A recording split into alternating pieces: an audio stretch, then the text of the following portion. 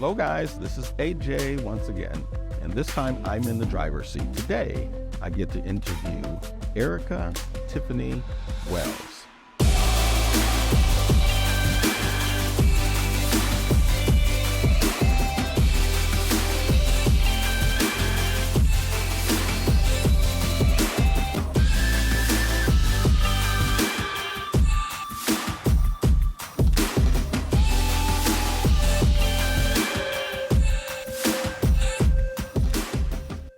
Hello, Erikka. Hi, how are you? I'm doing good. So, just so the world can know, you and I first met each other about a year or so ago with the I Do Not See Color event that we had here at Walser. Why don't you start by telling the people a little bit about yourself? Yeah, so I'm a military brat. I was born and raised in Monterey, California. I lived in California for most of my life until about 15, moved to Atlanta and completely fell in love. Oh, nice. So not only was it beautiful weather and a great city, but there was people there. Because I was on a military base, it was very diverse in one way because Sure. we had different cultures and different environments just because it's a base. But getting to Atlanta was the first time I seen Black people everywhere, right? It was crazy. I'm like, whoa, what is going on? Like, go Yeah. to the mall and the whole Yeah. mall's full of Black people. Yeah. So I wasn't exposed to that. It was a bit of a culture shock, but I was like, wow, I'm here. This is where, the city life was, and it was exciting. So I lived there for most of my life. And then about a year ago, I moved to Illinois. And now here I am in And now you're here in Minnesota. Minnesota of all places. It's real interesting, the Atlanta feel. So I've been to Atlanta multiple times. Right. I had that exact same experience. So my first time I went there for an event with some friends, and I had no idea what to expect. And when I landed, everyone working was Black. It threw me off. I went downtown, it was like all the people doing maintenance and everything were white. All the professional people were Black. I was like, wait, it's like the opposite of where I'm from. Kind of threw me off a little bit. All the entrepreneurs, everything else. And so I went back multiple times, never moved there. Sure. But I get what you're saying. Right. I know that you have a nonprofit. Mhm. Can you tell us a little bit about that and how that started? Sure. So I started WOKAN 2 years ago with 4 of my girlfriends. I am one of the co-founders. We actually started it, it's interestingly enough, right after George Floyd's murder. Right. And it was impactful because I'm sitting at the dealership. Everybody's having a conversation, right? This is hugely impactful across the nation. People watching the video. It's just insane. It's tensions. Right. There's feelings and frustration, 2 sides to every story. And I'm in the dealership, and there's these conversations that are happening that are making me very uncomfortable. Yeah. And I'm sitting here and I'm mad and I'm frustrated. And I'm like, how can people openly talk about this and have this very narrow point of view of how Wow. they see it, what happened, right? Right. Oh, well, he shouldn't have had that money or he shouldn't have been on drugs. Just crazy conversations. I'm Right. like, this guy got Died. killed, Yeah. Yeah. right? And so I'm feeling this anxiety and this angst. And I'm like, I need to talk to someone. I need to let this out. Like, my mental health is not okay right now, right? And so I called some of my girlfriends in automotive and I'm like, how are you feeling? And funny thing is they were feeling the same thing. But one was in Colorado, one was in California, one was in Philadelphia. And I said, why do I got to go so far to find other women of color who could have a conversation with me and express these thoughts? We had a conference call and we started talking through it. And we said, if we're feeling alone and isolated and like we can't have these conversations about what it's like, there's got to be other women who are feeling the same way. And then we wondered, how many are there? Right? Because I'm at a dealership. I'm the only one that looks like me there. Right. Right. So it just started this idea that while there were organizations for women in automotive, there wasn't really organizations for minority women, right? And there was even organizations for minority men, right? NAMAD, and it's not that it's specifically for men, but it's majority of men. Sure, of course. And that just started the idea, if we could empower, attract, and cultivate other women within the industry and get them on career paths and let them know that they weren't alone and that they could have conversations with other women who could understand the challenges that are very unique to us. And with that came some heat, to be honest with you. I bet. People felt like it's racist to have an organization that focuses on specifically women of color. Women's organizations would come to us and say, but why the exclusion? Like, why are you saying white women can't join? And I said, it's just interesting when you think of it like that, because focus is not exclusion, right? Just because you choose to focus on something doesn't mean that everything else is excluded out of it. And there's this feeling of being left out for people who find inclusive groups to say, well, that's not fair. What about us? Right. Which is even more entitled, right? It just kind of definitely proves to me why the organization is needed, because exactly. the conversations need to happen where someone can say, instead of why am I left out, but hey, how can I be support? Right. How can I be an ally? Exactly. We need allies. We did. Yeah, definitely. We eventually created the ally portion of our nonprofit organization for people who aren't women of color, Black men, white women, white men, to come in and be a part of it as well, to be able to say, what can I do to participate and help? Because honestly, it takes the allies' work to make it happen. Of course it does. You need them. You have need to them. have them. They're sure. absolutely the huge part of actually getting it to facilitate, because when you think the lack of diversity in automotive, I tell the statistics that as far as ownership, there are only 7 Black women that own dealerships in the entire country. That's out of 17,000. Wow.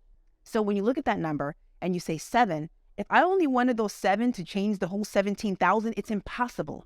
There's no way to make that wave. So it's important for the non-minorities to be a part of the change to help influence that. Of course. What is the what's the acronym for that? WOKAN stands for Women of Color Automotive Network. Nice. So in the actual industry yourself, being a minority and a woman of color, do you feel that you're treated differently? What are your experiences growing up? Because you're going up in the ladder pretty high. So if I think back to my middle school and high school days, again, being a military kid, I thought I was the only one anyway. It was not rare to be the only African-American in my classroom. Right. But I also would see a Pacific Islander and someone who's from Haiti or something. Like, there was so many different cultures that I really didn't recognize it at first as a disadvantage, right? We were all military kids and we just got used to meeting everyone. As I got into my career, though, I started finding out there are some limitations and there are the challenges that come with it, because people feel like maybe you're not good enough. Maybe you don't have the same criteria and standards. I didn't graduate from high school. Wow. At 18 years old, I got my GED. I was pregnant at 18 years old. And then my career kind of life was working at Burger King, working at Publix, and eventually I had to start working at a daycare. Wow. Because just to be able to take care of my daughter, you know, had to do something. I had to have a place, you know, where I could work. And so in my early life, I don't think I saw it as a disadvantage. It wasn't until I started kind of getting into the automotive scene and I felt like there was a viewpoint that there was 2 strikes against me. One as a woman, and the other one as a person of color. That you can't be like us. Like it's not for you. Not this industry. Daycare, fine. Perfect. You know, you're gonna be a teacher, no problem. Health and beauty, you want to be a hairstylist, yeah. But in automotive, that's not. You don't belong here, right? You kind of snuck in maybe from the corner. So I actually got into automotive because my car broke down. You know, I had a bad experience. My car broke down. I needed an alternator. And I go to a shop, and there's actually an African-American man was the manager there. And I'm crying. Right. I mean, transportation poverty is a real thing. Oh, of course. And it's one of the things that really I'm passionate about now, about helping people because of my early experiences, knowing what it felt like to be making $6 an hour, needing to get to work, and just knowing that if I don't have a car, I can't get there. Yeah. So what's interesting now that when people have their customers here, I'm like, don't forget there's a story behind why this person's here. All right, so back to my story. So I'm $6 an hour, my alternator's out, and I go in there to get my car repaired, and he said, you need an alternator, and it was probably $200 or $300, but it might as well have been $2,000 or $3,000 because I didn't have it. Yeah, exactly. And he says, I'll help you out. Let's figure out a way you can make a payment plan. And so this is where the ingenuity came in, right? Because it doesn't always happen until you're at the edge of everything. You have no other options, no one else to help you, that you become creative. And I said, I work with parents at a daycare. That's all I see. I said, if you give me an oil change special, I'll take that back down to the parents and I will get them to come get their oil change with you. And we made a barter. Look at and that. Sure enough, we did a $12.99 oil change special. I'll never forget it. I bring it to the daycare. Everybody's jumping on. They're like, what? $12 oil change? I'm in. He's getting business from people he's never seen, and my alternator gets fixed, right? 2 years later, he decides to open up his own shop, and he calls me. He says, hey, you had some great marketing ideas, and we were friends after that. He said, I want you to come work for me. Wow. And he said, how much you making now? And I'm like, $6 an hour. He's like, I'm going to pay you $8 an hour. And I'm like, life I'm changing. in. Yeah. It's funny because I tell people that $2 an hour changed my entire life, right? And that I didn't get into automotive because I loved cars. I didn't get into automotive because I loved the automotive industry and I wanted to be a pioneer in it. I didn't get in there because there was only 7 Black women. None of those were the reasons. I got into automotive so I could make $2 an hour. And that's something. That's it. Because it was life-changing for you. That was the moment. And that anytime you're making an opportunity to change your life, sometimes it's a small increment and you don't see that that's going to lead. It's going to be a ripple effect to the bigger thing. But we just have to make that small step up, right? Because people say, oh, that's not big. That's not a big deal. I only moved from here to here. But it's a stepping stone, right? So I go, I'm making $8 an hour now. I'm writing service at an auto repair shop. Wow. So now the customers that are coming in and telling me about their brake jobs, telling me about their cars running hot, I understand. You understand I get it. Yeah. When their eyes get that big and they see the payment, they go, I can't afford this. And I say, hey, listen, let's not do everything, right? How about try the things that are going to make sure your car runs, and then we'll reach out to you every couple months and see how we can get a payment plan, right? So we were this little tiny shop with 3 bays getting payment plans for our customers to get the work done, and it worked. And that was the beginning, right? And that's where I fell in love with, is understanding that I was a solution finder. Customers had a problem. Getting their car fixed was a solution. And now that I'm in sales, it's the same thing. Of course. When they're coming in looking for an opportunity to buy a car, they have a problem. This is a solution. And when I look at it that way, then every day I'm just helping people solve problems. And so now I see your rise from what you explained from the daycare center kind of to where you were going. How did you actually end up from Illinois to now here with Walser? So as I am getting my way through automotive, right, I'm wanting to knock down barriers and walls, wanting to help other people, and I'm wanting to speak about it. I had finally got an opportunity to speak at a big conference, right, and I'm speaking there, and I see the Walser Group, right, and I had heard about it a little bit from here and there from friends, and one of the leaders in the organization came and was like, hey, we should sit down and talk. I like what you do. And I said, listen, I'm never going to move to Minnesota. Right. It's way too cold. It's not going to happen. And I was in Illinois at the time. I had just been recruited there. But this is the thing, and my faith is really important to me. Of course. And stepping out on faith and believing that what's for you is for you. The timing is going to be right when it makes sense. And for a whole year, I put Walser off. I'm like, nope, not doing it. I'm not moving. I'm not going anywhere. And then the timing was right.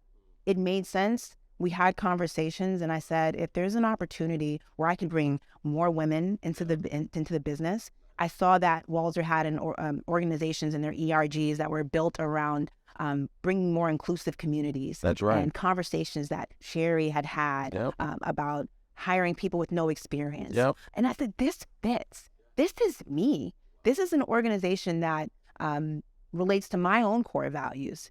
And it was at that moment that I said, even though I don't want to move again, even though I don't want to disrupt my family, right, I said, wow, if I have an opportunity to be able to have impact and have influence and do what I love around people who are also doing what they love, all pointing in the same direction, and that's why I'm here. That's pretty awesome. Let's switch gears a little bit because we are in Black History Month. So tell me what it feels like, or what Black History Month means to you. I think one of the things I struggle with in my identity is trying to figure out where it's from. Right. Right. And it's interesting as I watch other cultures and I see the rich heritage that they have. One of the things that really inspired me was watching WOKAN. Yeah, even though it's fictional, right? That's right. You feel like you're kind of from there. Maybe that's my people. That's so right. Like, I felt the same way. Maybe that's my people, right? And all jokes aside, though, right? There is and I did trace my roots through Ancestry, and I found out that I'm part Cameroon and part Nigerian. Look at right? that. And there's a Bantu tribe that I'm part of, right? But I'm like, where is it, right? What does it look like? We were people that were brought to the United States, by force. Yeah. And therefore, the heritage and the culture that it's erased. It doesn't exist. It's in books and says, yeah, you're kind of from somewhere over there. It looks like this, and this is the shape of it. And, I can have nice pictures on my wall of Africa, but I have no identity to where it's at. And it makes you struggle with who you are. Yes, I'm an American. I'm proud to be an American. Right. And I'm a Black woman. But there is a deep history of culture that I should be able to connect to. Of course. That I am consistently reading books on, trying to understand, doing a DNA test and Ancestry, tracing back my roots. I actually have a genealogist that I'm working with to help research my roots. I know you've seen the movie Roots. Cool. Of course. Right? Oh my God. Right? When I was a kid, that's all my grandma had on. Exactly. Know some of the lines by heart. to find out where I'm from and to find out those pieces that are missing so that I don't have to attribute my identity to what's on TV. So I don't have to attribute my identity to a culture that I may try to be like and to mimic, right? And then to be important to my kids, you know? So I see my daughter and I think about how I wear my hair, and I think about what are the things that I'm doing to either tell her that what she is right now is okay. The way you look, the way you wear your hair, the way you speak, the color of your skin is absolutely okay. Perfect. It's perfect, actually. Versus trying to fit in a culture that is not me, right? So those are the struggles. They're a constant occurrence. I've not figured it out. I may never figure it out, but every day, if I can just get a little closer and a little better, and I think Black History Month is as important to me in that sense of getting an understanding of all the cultures and people and stories that I hear and say, wow, this is inspiring. That's right. I think that's actually really deep because a friend of mine and I had that conversation about tracing back, right? And you're right. Other cultures literally my grandmother's grandmother was from here, her grandmother's from here.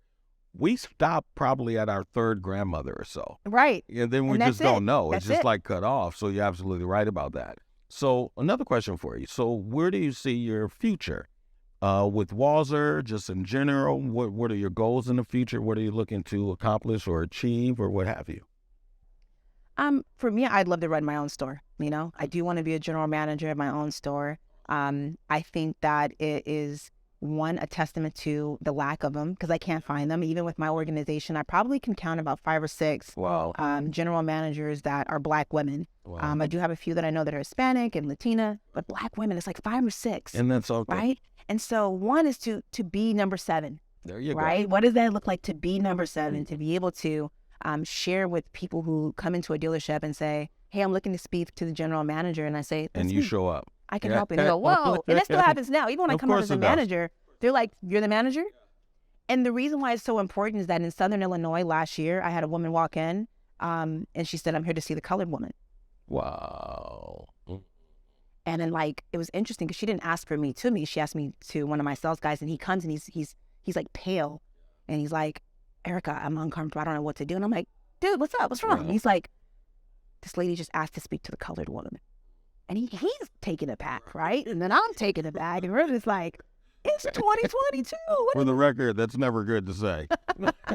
And I'm like, it's either ignorance or it's just a lack of understanding. But I pulled it together. I took a deep breath. I went out and talked to her. And I'll tell you, I struggled. I struggled because I wanted to tell her that that's not okay.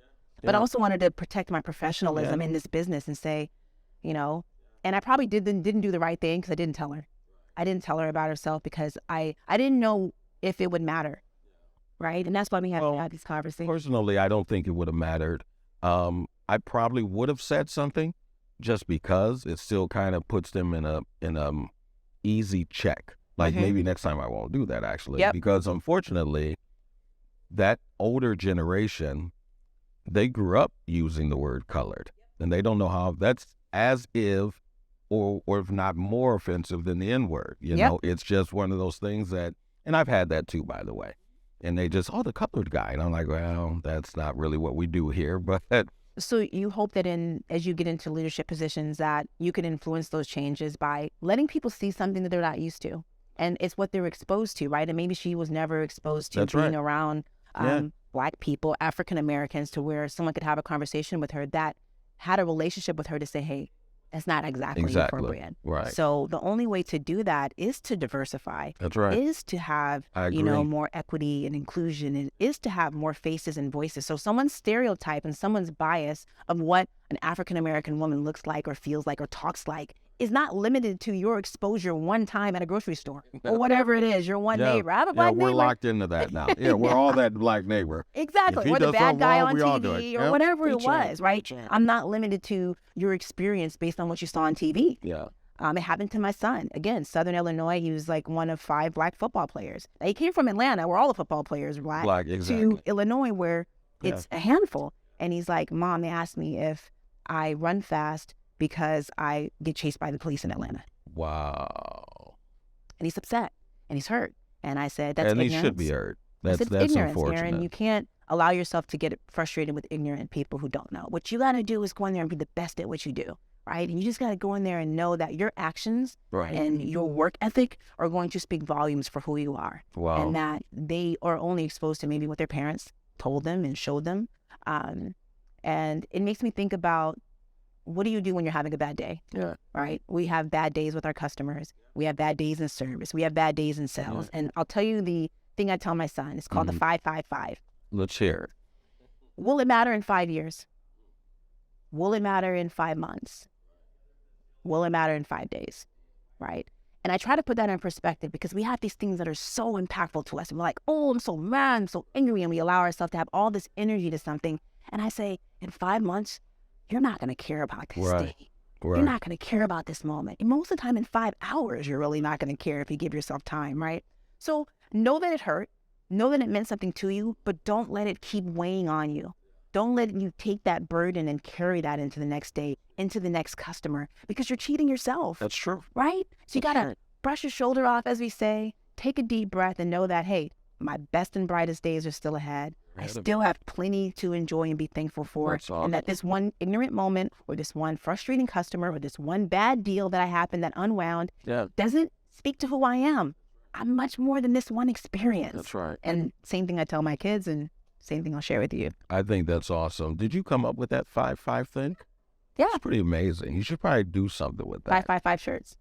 I'm Walser, serious. If you guys want to sponsor my, obviously. I'm serious. That's actually pretty deep. That's actually pretty deep because I had issues when I was much younger, and then I had to have some counseling, different things. I had some anger issues, believe it or not. You know me now. People don't think, oh, AJ, yeah, that was back in the day, 30-some years ago. But I was kind of told, count to 5. Count. Just breathe, count to 5. So I'm glad you've spoken to your son's life like that. That's so awesome. For sure. To know that you have that relationship with him means that that's real for him to be able to open up and tell you that. Absolutely. That means that what you're saying now is where you actually really, really live. And I think that's pretty amazing. Got to. Definitely. So I just want to end my portion by saying it was a pleasure meeting you a year or so ago. You are an amazing woman. Well, thank you. I will say that from our, because we've had several different conversations. Yeah. And I truly do think that you will be one of the next GMs and constantly keep doing one of these numbers. I think you have what it takes by far. Well, and I just want to say that openly to everyone. I think you're an amazing woman from what I've known of you and from our conversations, like I said. And what she's saying is real. You know, this is the real Eric. Well, AJ, I have something to say back to you then. Oh, look at that. So we did get to do the icy color last year. And I will say that you and Mustafa were a huge part of my reasons to come to Walser. Oh, wow. And while it's easy to get caught up in the big picture, but I also want to know, and I needed to have the brother conversation, like, what's it like to work at Walser, right? So I had to reach out and be like, hey, is it true? Is it everything that you're saying makes sense? Because you want to know that you can recognize people who look like you. Right. And the fact that they were having conversations and giving you an opportunity to speak and have a platform and listening to your story and what you did at work and listening to Mustafa. And I said, you know what? Those are my guys. That's cool. Those are my people. That's cool. Right? And as I said to you then, I'll say again now, I'm not a fake person. Right. It's hard for me to fake. Yep. So I literally have made this place my career for those reasons. Right. The Sherrys and Andrew and all these different people that have brought the Danas and all these different people that have brought these platforms. They didn't have to do it. Right. There's so many companies that won't touch any of this stuff. So even when I tell my family, I told my fiance, I said, well, I'm going to go do an interview for Black History. She's like, huh? They do that? She said, they do. Well, she kind of knew. She said, wow, they really. I said, yeah, that's what I love. Right. When I feel that you have really taken my culture at heart, my family, and those things to heart, when Sherry and when Ellie, who's now in Illinois, can come to me and ask me something personal. How's your family? Exactly. How are your kids? Yep. Outside of everything else. That, when they did that to me, I'm like, wait, you're talking to me? And really listened and actually followed up and remembered what we talked about. It wasn't just a passing by, hey, how they really meant it. At that point, I was like, okay, this is where I'm going to be. And then just to see the growth from there with all the platforms and these types of things, honestly, I wouldn't go anywhere else, and that's why I said those similar things to you. So this is real to me because I really don't do fake well. I really don't. It's hard for me to fake it. I would just be like, no, I'm good. No. But I really see their heart. and they're doing the best they can. I'm not saying that anything's wrong, but I'm just saying I've been with companies. Yep. They could care less about anything that you got going on. Especially in automotive. I'm just telling you. It's interesting to me because for a lot of the, Walser employees have not worked outside of Walser in automotive. That's the thing. And so there's a limited little bubble there. Yep. And so, a guy might have a bad day. I'm like, man, I could go where, I'm like, hold up. I came from 600 miles to come here. Hold on, you don't know what it's like out there. When I hear especially younger people talk about, like you said, they may have a couple bad days, something like, oh, this place sucks. I'm like, listen, you want to see sucks? I've had those jobs. You have what I'm saying? I'm idea. A lot older than you. I've had those jobs and I'm like, why am I here? Yeah. This job, I literally don't mind coming to work. Exactly. I've said this story before. This literally, sometimes I'm at home on my day off and I'm like, well, I just can just go to work there because I actually have friends there. I enjoy being at work. And it's a different vibe, and that's what I enjoy about the company in general. You think about your life and how important having a vehicle is. Yeah. Right? Having reliable and dependable transportation, and that every transaction, whenever you have a customer in front of you, you have to know that there's a story, right? I remember my story when my alternator broke down. I remember not being able to get to work and thinking, if I could just get 15 miles to work, I could get a better job. Right? And that's how you have to think about those customer interactions, that I am providing a service that could change this person's life. Wow. Having a vehicle could just make them a different person and put them in a different place to be able to get out of it. And especially in the Black communities, right? And how with, lack of sometimes public transportation, limit us from being able to grow, being able to be more successful. That's right. So I'm always like, how can I be in a position as a general manager or an owner of my own store to be able to go back to the community, remember that there was someone like me who was looking for a place to call home, right? And automotive served as that, but also a way to just be able to take care of my family. And that every customer that you deal with is just trying to do the same thing. That's right. And when you can understand them on a personal level, when you can go out of your way to surprise and delight, to make their experience just a little bit better, right? And it's something simple. Say, well, what can I do? I don't have a big budget. What about programming their favorite radio stations? Awesome. Right? Off their old car, you go and you program it into their new car. We would hide a card in the car, either like you might put it in the back pocket or put it up there. And like 3 or 4 days after delivery, I would call the customer and say, look in the back pocket in the rear seat. I left you a card. And they're like, what? And they open it. It's just a handwritten letter. Yeah, that says, hey, something simple. Right. Thank you for Makes them feel special. Right. These are those small things that you go out of your way to, again, give your customer a different experience, that they go back and talk to people. And what you don't realize you're doing is that, A, you're changing the stereotype of the car business, that everybody is just sleazy, slimy, grimy people. No, we're not like that. Not like that at all. That's not how we treat people. So not only is it the experience that they have that makes them come back and buy more cars and tell their friends, but it also helps us attract more people in automotive who say, I liked how that made me feel, and I want to go back and do that for someone else. I could see myself. And then you don't have all these people that just fell into automotive. We're actually attracting people who want to come and work for us just because of the experience that we treated them. That is awesome. Well, Erikka, I just want to say thank you. My pleasure. It was a pleasure. Thank you. All righty.